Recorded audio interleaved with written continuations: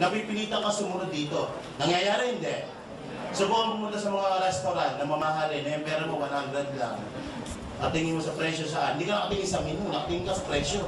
Imamatch mo naman ito, tama, pag tingin mo sa presyo, eto, 40 yan, extra rice. Di ba? Sa pag ito na puno, ito yung tinatawag natin mga dreams. May mga pangarap po ba tayo? Yes! Nangarap ka ba ng magandang sasakyan? Yes! Magandang bahay? Yes! Malaking savings? Yes! Less than mga 30 million ang pangarap mo at nakuha mo, tingin mo, pwede o pwede? Pero paano? Bakit ko ginamit ng 30 million?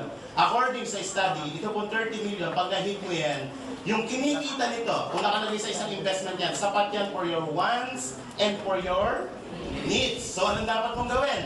Marami pong paraan, maraming avenue para kitain yan. Pwede kang pumasok dito. Ito yung tinatawag ng mga self-employed at mga empleyado. Pwede ka rin dito, yung tinatawag na business at mga investment. Kung ikaw ngayon, i-check natin, nasa ka ngayon, kung ikaw ngayon ay nasa kategorya ganito, na sumusweldo ng 10,000 per month, sa loob ng isang taon, magkano ng ipon? 120,000. 10 taon ka magtrabaho, magkano po ang savings? 1.2 million kung 10 taon mong hindi ginagastos to. Ibig sabihin na ikitain ka sa kapitbahay mo, na ikishampoo ka, na ikiligo ka, for 10 years may 1.2 million ka. Salog ka ng lipunan. Sino mo dito mga employed na katulad ko? Taas mo kamay. Taas, okay mahiya. Okay, lalaki ko natin. Sir, ilang taon na po kayo? 28. Ilang taon na po kayo nagtatrabaho, sir? 28 din? Incarnate ba, sir? Ilang taon ka nagtatrabaho?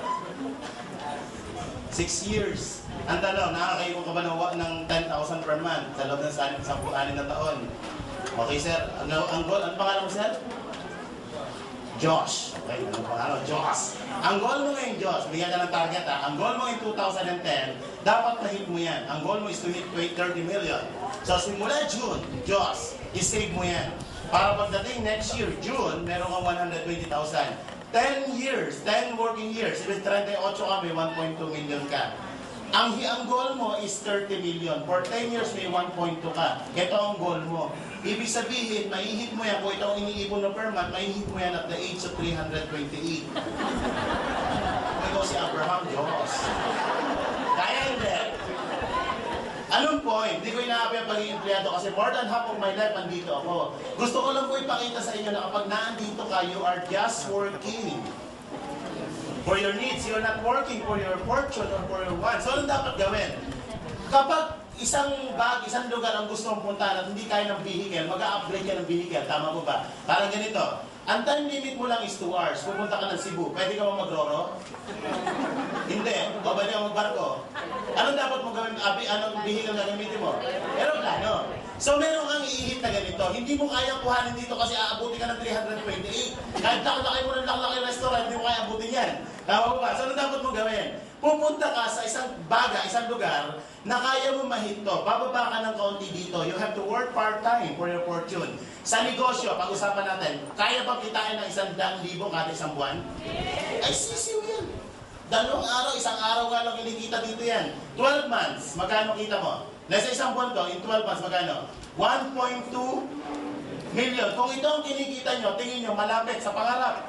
Yes! So, anong dapat gawin? Kung ito ang ginagawa nyo po, kapatid, you have to change the formula. Change the formula. O add the formula. Hindi mo kailangan mag-resign. Alam niyo po, for more than 2 years, ginawa part-time ko. Nag-200,000 ako, part-time pa ako. Nag-resign na lang po ako kasi nahihiya na ako.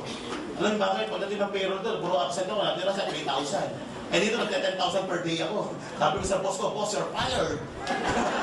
Nag-resign ako. Pwede kang mag-part-time. Ang kailangan aralin ito po, business skills and knowledge. Ito kayang pag-aralan 6 na buwan lang. Makamatan ka lang yan, libre yan. Upo ka lang dyan, matutunan mo yung business skills. Kaya marami nag-pay-fail sa negosyo simply because walang skills and knowledge. Tama po ba? Pero kung alam mo ang negosyo, hindi ka mag-pay-fail. Pero alam niyo po ba itong 10,000 sa employment? Napakataas sa requirements yan.